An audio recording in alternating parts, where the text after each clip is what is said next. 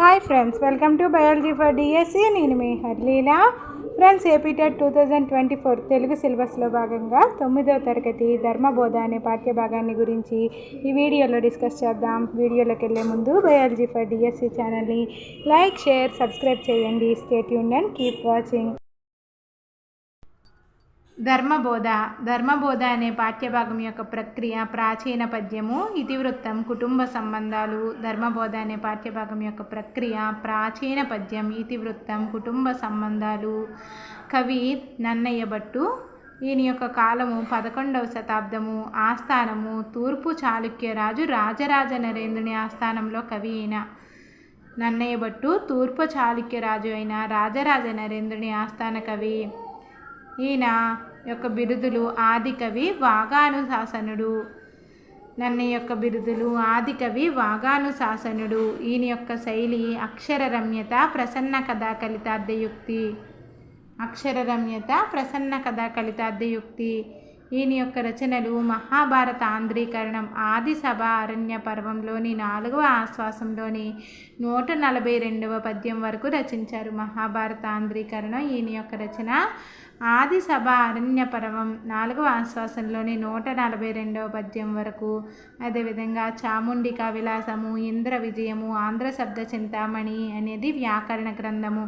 చాముండికా విలాసం, ఇంద్ర విజయం, ఆంధ్ర శబ్ద చింతామణి అనేది ఏంటి? వ్యాకరణ గ్రంథం.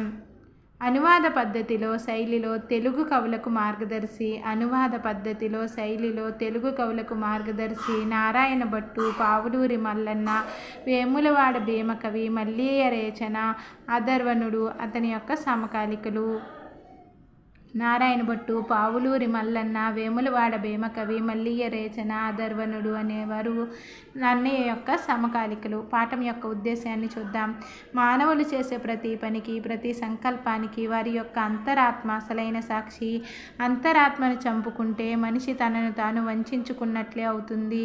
గృహస్థ ధర్మాన్ని, సంతాన ప్రాధాన్యాన్ని, సత్యం, గొప్పతనాన్ని గురించి తెలియజేయడం ఈ పాఠం యొక్క ముఖ్య ఉద్దేశ్యం. మానవులు చేసే ప్రతి పనికి, ప్రతి సంకల్పానికి వారి యొక్క అంతరాత్మ అసలైన సాక్షి.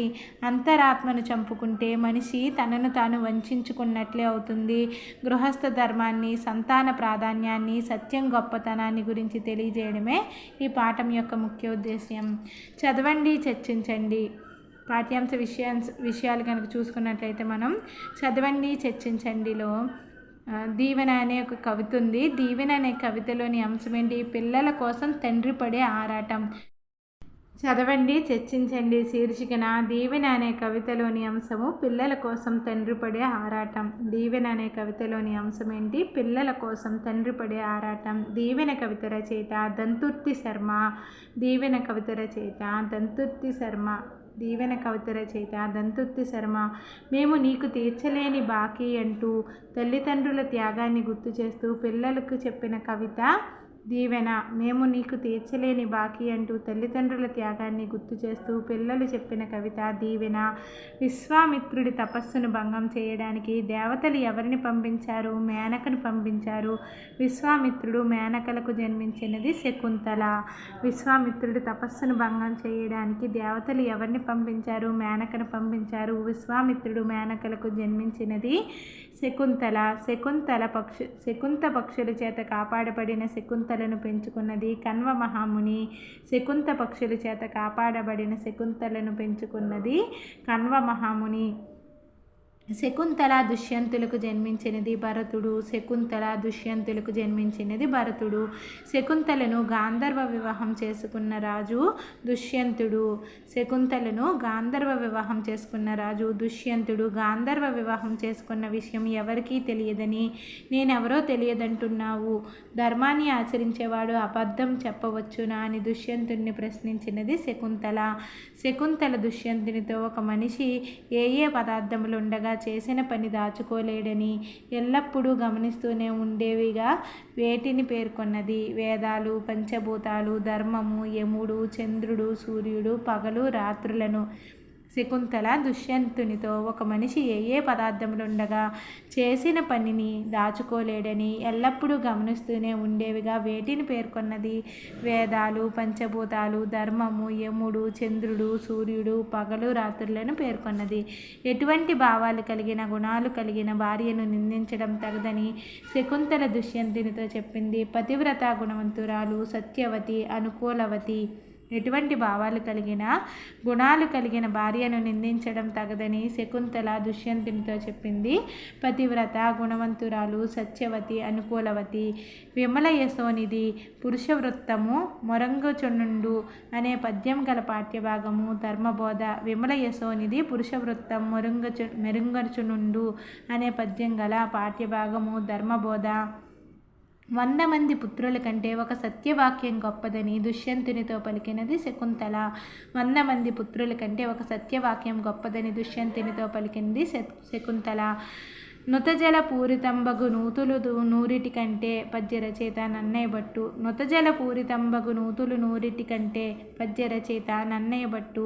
పుత్రగాత్ర పరిష్యంగం అనగా కుమారుని శరీరాన్ని కౌగలించుకోవడం. పుత్రగాత్ర పరిష్యంగం అనగా కుమారుని శరీరాన్ని కౌగలించుకోవడం. దుష్యంతుడికి శకుంతల తన భార్య అని, భరతుడు తన కుమారుడని తెలియజేసినది దివ్యవాణి. దుష్యంతుడికి శకుంతల తన భార్య అని, భరతుడు తన కుమారుడని తెలియజేసినది దివ్యవాణి. మహాభారతంలో ధర్మం గురించి, సత్యం గురించి తిక్కన సోమయాజి చెప్పిన పద్యము సారపు ధర్మమున్ విమల. 1950లో ఆర్ష విజ్ఞాన పరిషత్తును స్థాపించిన వారు చర్ల గణపతి శాస్త్రి. 1950లో ఆర్ష విజ్ఞాన పరిషత్తును స్థాపించిన వారు చార్ల గణపతి శాస్త్రి. నా తల్లికి సేవ చేసి డబ్బు తీసుకుంటానా అంటూ ఉద్యోగ పింఛను, స్వాతంత్ర సమరయోధుల పింఛనును తిరస్కరించినది చర్ల గణపతి శాస్త్రి. నా తల్లికి సేవ చేసి డబ్బు తీసుకుంటానా అంటూ ఉద్యోగ పింఛను, స్వాతంత్ర సమరయోధుల పింఛనును తిరస్కరించినది చర్ల గణపతి శాస్త్రి. ఆపదలయందు ధైర్య గుణమంచిత సంపదలందు దాల్మియున్ననే పద్యము భర్తృహరి సుభాషితాలలోనిది. ఆపదలందు ధైర్య గుణమంచిత సంపదలందు దాల్మియున్ననే పద్యము భర్తృహరి సుభాషితాలలోనిది. సజ్జనులకు సహజ సిద్ధమైన గుణాలు ధైర్యము, ఓర్పు, వాక్పాటవం, శౌర్యం, కీర్తి ఎందాసక్తి, విద్య ఎందు కోరిక. సజ్జనులకు సహజ సిద్ధమైన గుణాలు ధైర్యము, ఓర్పు, వాక్పాటవం, శౌర్యం, కీర్తి ఎందాసక్తి, విద్య ఎందు కోరిక.